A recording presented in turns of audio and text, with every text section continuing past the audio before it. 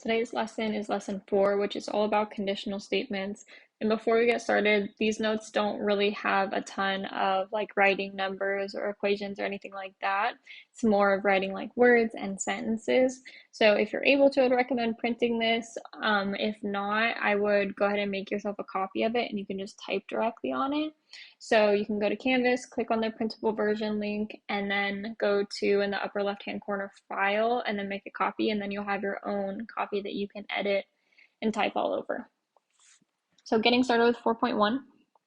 4.1 is conditional statements, which a conditional statement is a statement that can be written in the form if P then Q. So basically if blank then blank, and it's kind of like a formula for that sentence. So getting into the first example. Example 1 says, if you take me to a movie, then I'll buy you some popcorn. So we can see there's this if to start, then to start the second part of the sentence. And then the rest is just kind of like our given scenarios. So if you take me to a movie, then I'll buy you some popcorn. But there is some names for the you taking me to a movie and me buying you some popcorn parts. So each conditional statement has two parts. One is called a hypothesis, which we use the letter P to represent hypothesis. And then the other is conclusion, which we use the letter Q to represent conclusion. And that's something that's going to continue to come up through like future lessons. So you want to start to associate, okay, hypothesis is P, and then conclusion is Q. And I would even maybe like if you have a sticky note or like a little scratch paper that you can keep in front of you, write hypothesis is P, conclusion is Q, just to help you remember. And a hypothesis is a little bit different here, or we think of it differently than you would maybe in a science class. So in this case, hypothesis sets up the condition or situation that needs to be met in order for the conclusion to be true, which the conclusion is the other part. So it's our final outcome. And kind of a more simple way to think of it is the hypothesis is the setup. So it's what sets up the final outcome, the conclusion. So if we go back to example 1 and we start to identify, okay, what's the hypothesis and what's the conclusion? What's the setup? What's the final outcome? So our setup is you taking me to a movie. So that's our hypothesis P. And then our final outcome is me buying you some popcorn, which is our conclusion Q. And then kind of notice that like this example, if you take me to a movie, then I'll buy you some popcorn. It does fall into the same form of if P, if the hypothesis first, then Q, then the conclusion second. So that's what a conditional statement is. It's basically just a special type of sentence that falls into a certain form. Before we go down to example 2, I'm going to jump over to this writing math box. So if P then Q, that's a conditional statement, but it can be written in different ways. All these different bullet points are different ways of writing the same thing. So I'm going to go through each one and just kind of reread the like popcorn example with that new form, even though they all kind of mean the same thing. So P implies Q is you take me to a movie implies that I'll buy you some popcorn. If P comma Q is if you take me to a movie, I'll buy you some popcorn. So basically it just doesn't have the word then in it. Q comma if P just switches the order. So I'll buy you some popcorn if you take me to a movie. So it's still saying the same thing, it's just saying it in a different order. And then these last two, the arrows are shorthand for then. So whether it's a single arrow or a double arrow, it just means then. So if you take me to a movie, then I'll buy you some popcorn. Basically, if the hypothesis occurs, then the conclusion will occur also.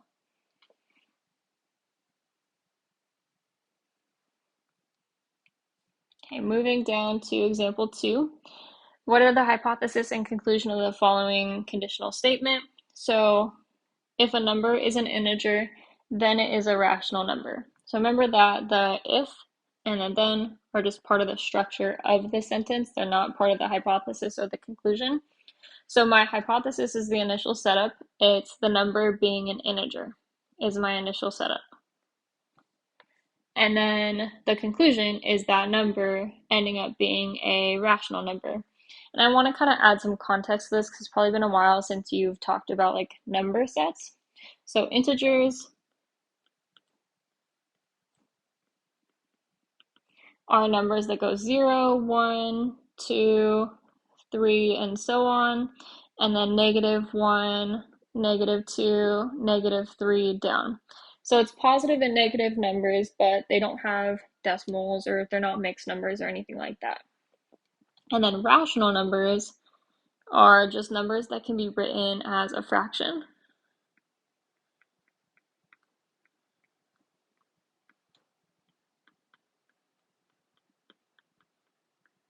And technically, I can take any one of these numbers. Say I take the -3 from my integer set, and I can write it as a fraction. I can say it's -3 over 1.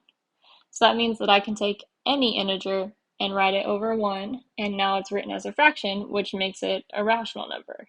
So that's why if a number is an integer, then it's also a rational number. So if the hypothesis occurs, if it is an integer, then the conclusion can happen, then it's a rational number as well.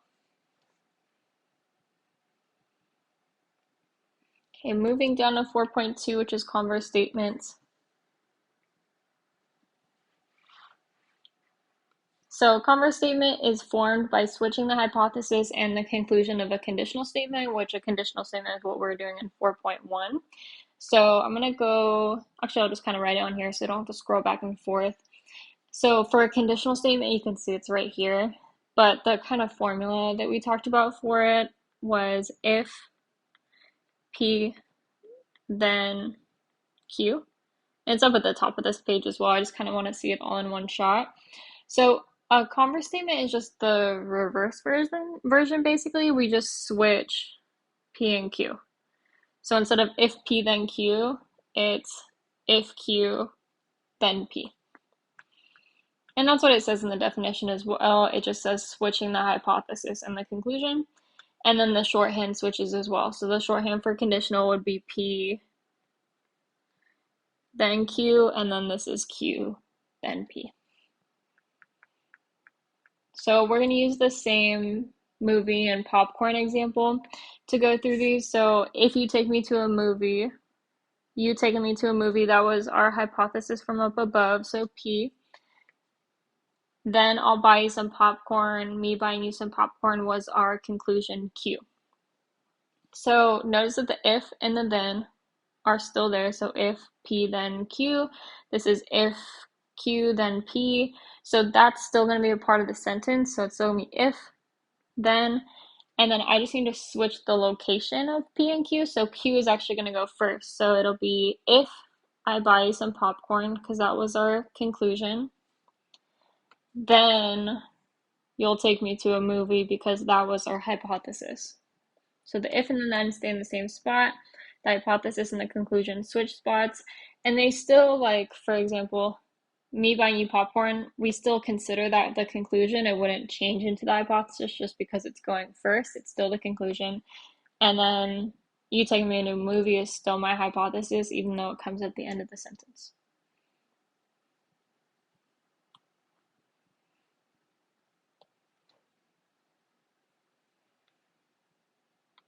Okay, moving down to right here where it says sometimes. So sometimes a conditional statement will have a converse that is not true. So for example, we're going to take this conditional statement. If a polygon is a rectangle, then it has 4 sides, and a polygon is just a shape. So our hypothesis, I'm going to leave the polygon just like at the front of the sentence. So if a polygon, that whole thing, I'm going to leave in front. I'm going to say our hypothesis is just it being a rectangle. So that's my P. And then my conclusion is it has 4 sides. So if a polygon is going to stay in front, then is going to stay in its spot. And then I'm going to switch the location of the hypothesis and the conclusion to get my converse. Okay, so starting off, if a polygon, and then instead of my P, my hypothesis, I'm going to put my conclusion. So if a polygon has 4 sides,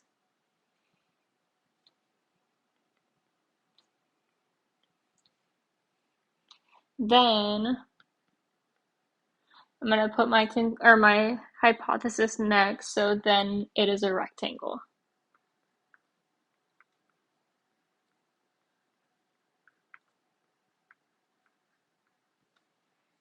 Okay, so the if, the then are in their same spot.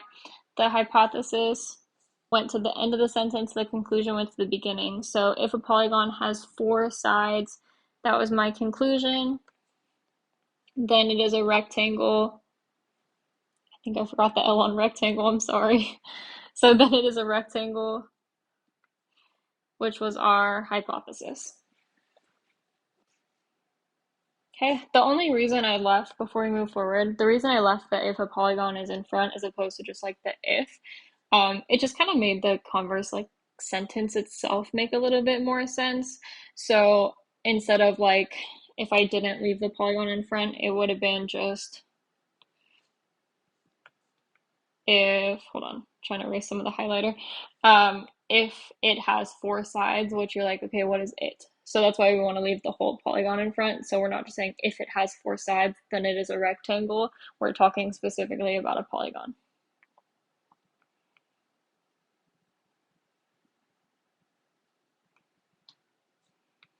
Okay, moving down to the asterisk. So if a conditional statement and its converse are both true, then the statements can be combined as a biconditional statement.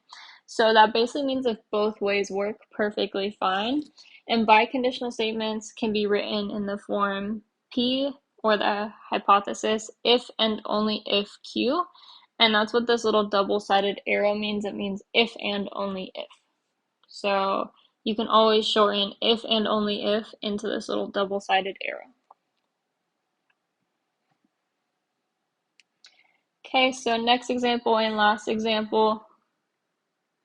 So is the following statement a true biconditional statement? 2 angles are congruent if and only if their measures are equal. In order to find out if it's a true biconditional statement, they both the conditional statement and the converse have to be true, because that's what the definition was up here. So it said if a conditional statement and its converse are both true, then they can be combined as a biconditional statement. So we're kind of working backwards here, where we're given a biconditional statement and we want to prove that it's true. So we have to show that each separate part is true in order to do that.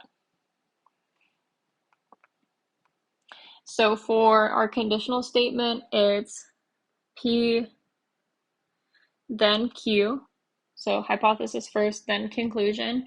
For converse, it's Q, then P. So conclusion, then hypothesis. So first we want to figure out, okay, what is the hypothesis and what is the conclusion? So if and only if that's a part of the structure of the sentence, everything else will be hypothesis or conclusion. So I'm going to keep the same kind of like color coding, where my hypothesis is going to be green. So 2 angles are congruent if and only if their measures are equal. So 2 angles are congruent, that's my hypothesis. And then their measures being equal, that's my conclusion. And the kind of funky thing about a biconditional statement is, like, technically these could be switched and it would work out perfectly fine. So if you're like, no, 2 angles are congruent, that's my conclusion, it would still technically be correct because it works both ways. So I'm going to say this is my hypothesis, though, just because, like, usually that's what you're going to go with, is the first part in the sentence is the hypothesis, and then the measures are equal, that's my conclusion. Okay, so I'm going to rewrite it as just conditional or just converse, as opposed to an if and only if statement. So for conditional, it's going to be if P, so if 2 angles are congruent, so my whole hypothesis,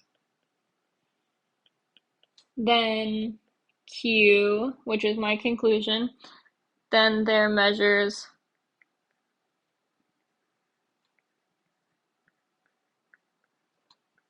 are equal. Okay, so if my hypothesis, if 2 angles are congruent, then my conclusion, then their angles are equal. And then we're just going to switch that order. So if instead of my hypothesis first, it's going to be my conclusion. So if their measures are equal,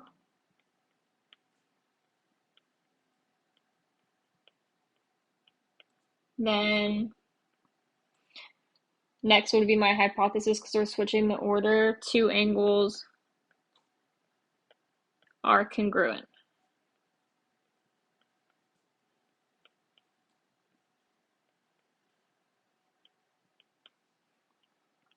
Okay, so first was hypothesis over here, and then second was my conclusion. And then over here, my conclusion goes first. So if their measures are equal, then two angles are congruent. My hypothesis goes second. And for something like this, like let's say we would have left like the two angles in front. So it would have been read as like for our converse, two angles have equal measures, or two angles with measures that are equal. Sorry, that one doesn't work. But if two angles have equal measures, then they are congruent. That would also work. So sometimes you just have to play around a little bit with like the order of the words to make sure that the sentence makes sense. Okay, so we just want to double check now that both of these are true. So for the first one, for the conditional, if two angles are congruent, then their measures are equal, which congruent just means the same size. So if two angles are the same size, then their measures are equal. That's good. And then the converse, if their measures are equal, then two angles are congruent. So if their measures are the same, then they must be the same size. So that one is true as well. So since both are true, we can say yes, the biconditional statement is true.